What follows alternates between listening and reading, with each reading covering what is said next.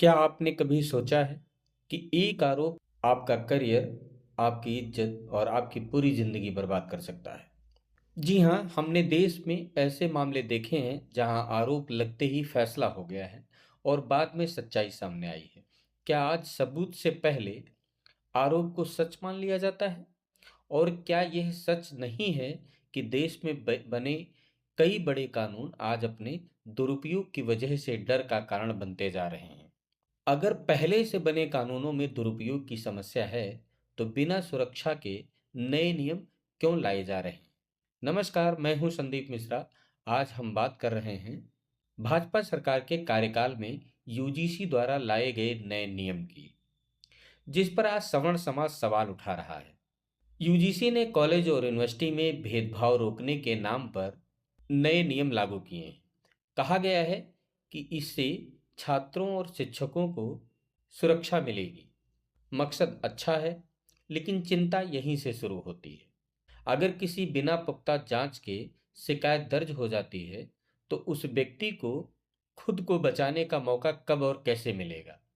आज कॉलेज में पढ़ने वाले छात्र और पढ़ाने वाला शिक्षक दोनों डर के माहौल में हैं।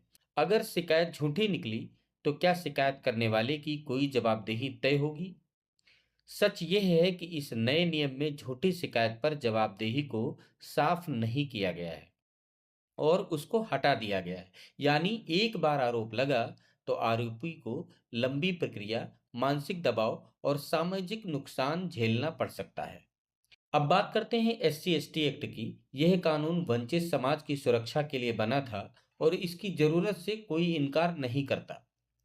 लेकिन यह भी उतनी ही बड़ी सच्चाई है कि कई मामलों में जांच के बाद आरोप साबित नहीं हो पाए हैं। मामला दर्ज हुआ, गिरफ्तारी हुई, लेकिन बाद में अदालत ने कहा कि आरोप सही नहीं है।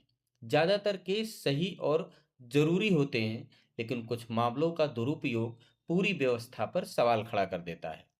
अब आते हैं एनसीआरबी, मतलब नेशनल क्राइम रिकॉर्ड्स ब्यूरो। ये सरकारी संस्था है, यानी सरकार की अपनी रिपोर्ट जो होती है, उसके आंकड़े क्या बताते हैं कि हर साल दर्ज होने वाले कई गंभीर मामलों में पुलिस जांच के बाद कुछ केस फॉल्स या मिस्टेक ऑफ फैक्ट पाए जाते हैं।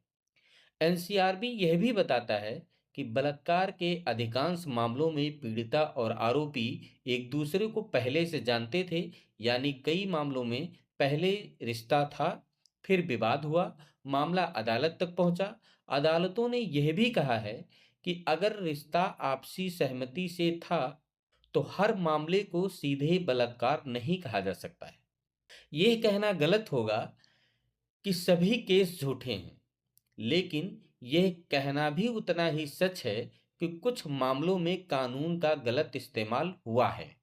यही वजह है कि आज सवर्ण समाज सरकार से कुछ सवाल पूछ रहा है। जब सरकार की रिपोर्ट और अदालतें खुद दुरुपयोग की बात मानती हैं, तो नए कानूनों में सुरक्षा क्यों नहीं जोड़ी गई? क्या झूठी शिकायत करने वालों पर सख्त कार्यवाही होगी? क्या निर्दोष को बराबर सुनवाई का अधिकार मिलेगा? समानता जरूरी है, लेकिन क्या समानता का मतलब किसी एक वर्ग को डर के साए में रखकर किसी दूसरे वर्ग को खुश करना? यह लड़ाई किसी समाज के खिलाफ नहीं है। यह लड़ाई न्याय और संतुलन की है। कानून सुरक्षा के लिए होते हैं, डर पैदा करने के लिए नहीं होते हैं।